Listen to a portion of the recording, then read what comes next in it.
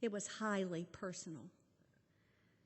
So what is this prayer all about? And why was it important for Jesus to pray this prayer right before the cross? And what does this prayer have to do with our Christian identity? The passage has already been read by Lisa this morning, but would you just look at the first 4 verses again with me? John chapter 17, beginning with verse 20. I ask not only on behalf of these, but also on behalf of those who will believe in me through their word, that they may all be one, as you, Father, are in me, and I am in you. May they also be in us, so that the world may believe that you have sent me. The glory that you have given me, I have given them, so that they may be one as we are one. I in them, and you in me, that they may become completely one, so that the world may know that you have sent me and have loved them, even as you have loved me. Jesus was very clear of what his mission was. And unlike those prayers in the Garden of Gethsemane of anguish, this was a prayer of confidence.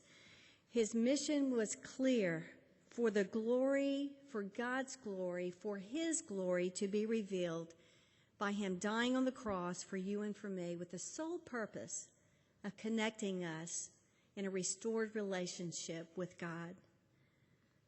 His mission was for all to know God through him. And if this message of love and grace was going to get to the world, it would be up to us, the believers. And so how did he say that was going to happen? By believers becoming one.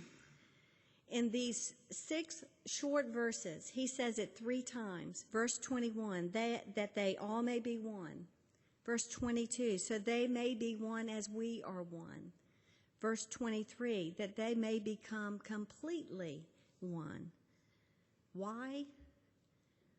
So that the world may believe in him who sent me, and have loved them even as you have loved me.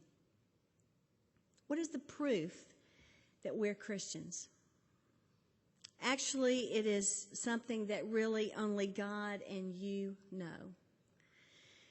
That highly personal moment when you realized your need for a Savior, when you truly understood that God loved you so much that he sent his Son to the cross to die for your sin. And that moment when you received that love and that gift into your own heart. And if that has occurred in your heart, Jesus says, then let the world know it. Be a witness of all you know in me, and do it by loving one another and being one. Unity is not uniformity. It's not even mutual agreement. Oneness does not mean sameness. Jesus and the Father were different, but they were one. The oneness of Jesus and the Father is not understood in institutional ways. The different denominations do not prevent us from a oneness like that of the Father and of the Son. The oneness of Jesus and the Father seemed to operate primarily in this: sharing the Father's will for the world. And what was that will?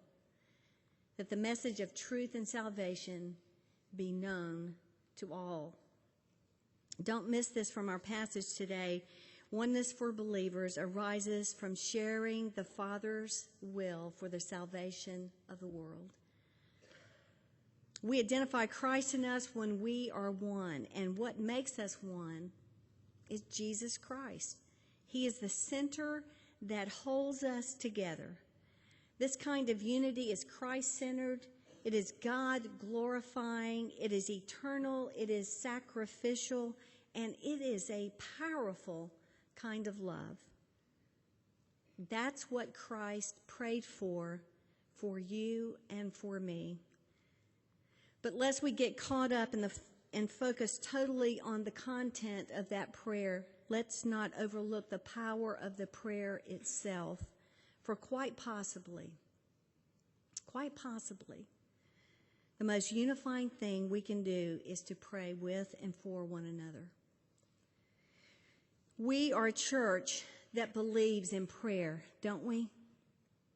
We send out a daily prayer list, and I imagine there are many of you who take that list and you pray over the needs on that list every day. You belong to a Sunday school class or a small group, and y'all share prayer requests with one another, and you covet to pray with one another over the needs in your class or your group. We have a Catalyst prayer group that meets on Wednesday evenings. Every Wednesday, they're praying for this church and the needs of this church. Once a month, we have a special service called the Service of Prayer for Healing, and we invite folks to come and receive the ministry of healing prayer in certain situations in their lives. We believe in prayer.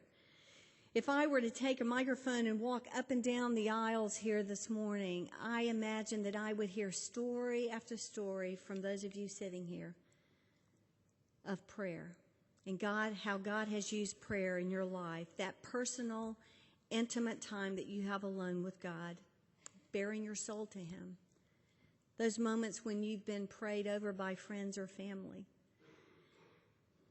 There's something very powerful about having someone pray over you. Not just pray for you, but pray with you. It's a time when you have no control. It's allowing someone the privilege to open the very gates of heaven for just a moment and intercede on your behalf before the Father. It is highly personal.